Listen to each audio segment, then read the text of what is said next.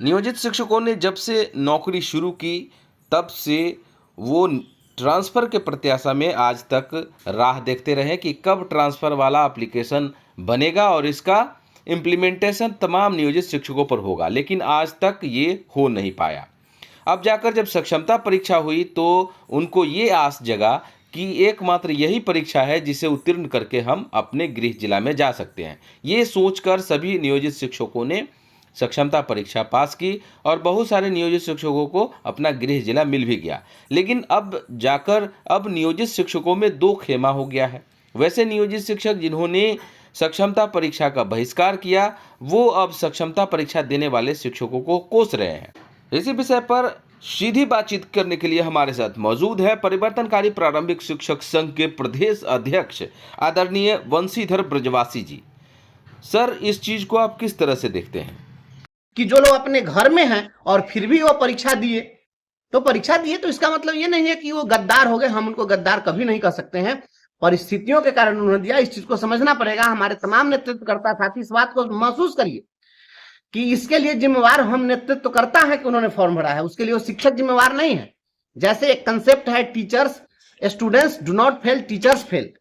बच्चा फेल नहीं करता है बल्कि शिक्षक फेल कर जाते हैं। उसी प्रकार से जो शिक्षक परीक्षा में शामिल हुए, उनके शामिल होने के लिए हम जिम्मेवार हैं, क्योंकि जो लोग बिना किसी कारण के परीक्षा का फॉर्म भर दिए, उनके अंदर भय था। उसका कारण था भय। वो डरे हुए थे कि हमारी कहीं नौकरी नहीं चली जाए, उनको लगता था कहीं हमारा वेतन बंद नहीं हो जाए। उनके अंदर जो भय का माहौल था, डर का माहौल था, उनमें हम कॉन्फिडेंस पैदा नहीं कर सके। यह संगठन विफल रहा, हम नेतृत्वकर्ता विफल रहे। इस विफलता की जिम्मेदारी हम लेते हैं। इसलिए हम किसी को गद्दार नहीं कर सकते। हमारे सभी भाई बंधु हैं, फिर सभी लोग निर्णय करेंगे कि इनको योगदान करना है कि नहीं करना है। इसलिए तमाम हमारे जो साथी हैं, जो परीक्षा में शामिल हुए वो भी, जो शामिल नहीं हुए वो भी, सभी हमारे हैं, हम उनके हैं। और सभी लोग संगठन में एकजुट रहें, नहीं तो फिर से एक गिरोह बनेगा, सक्षमता उत्तीर्ण गिरोह, सक्षमता अनुत्तीर्ण गिरोह।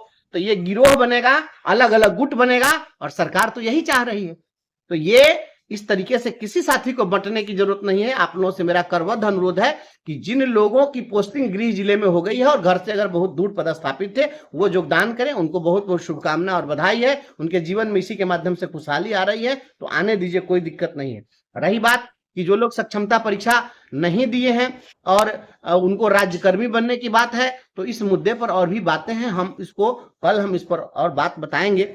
परिणाम आपके सामने आ चुका हुआ है। अब यह स्पष्ट हो गया है कि आप परीक्षा दें तब भी, परीक्षा न दें तब भी, दोनों भी परिस्थितियों में आपकी नौकरी को कोई खतरा नहीं है। इसलिए अब आपको कोई टेंशन लेने की जरूरत नहीं है। अब जो शिक्षक रिटायरमेंट के एज में है, वह परीक्षा तो नहीं देगा। अब 2 साल के लिए उनको क्या राज्यकर्मी मिल जाएगा, तो क्या भारत रत्न तो नहीं मिल जाएगा। इसलिए ऐसे लोगों को अब कोई टेंशन नहीं लेना है।